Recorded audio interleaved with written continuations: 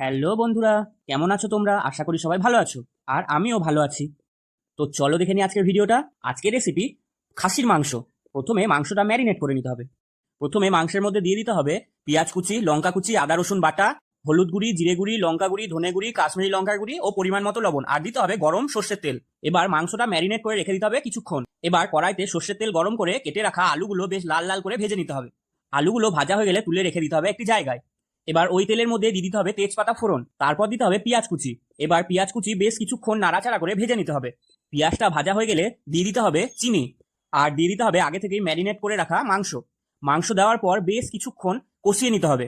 তারপর দিয়ে দিতে হবে টমেটো কুচি। সবকিছু দেওয়ার পর মাংসটা বেশ কিছুক্ষণ ধরে কষিয়ে নিতে হবে, যতক্ষণ না মশলার কাঁচা গন্ধ চলে যায়। মাংস কষানো হয়ে গেলে দিয়ে দিতে হবে ভেজে রাখা আলুগুলো।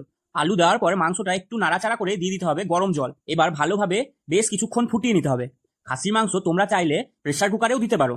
আমাদের প্রেসার কুকারে দেয়নি, গ্যাস কমিয়ে আস্তে আস্তে রান্না করে নিয়েছে। তাহলে কেমন লাগলো ভিডিওটা অবশ্যই জানিও, আর চ্যানেলটা সাবস্ক্রাইব করে দিও, পাশে থেকো।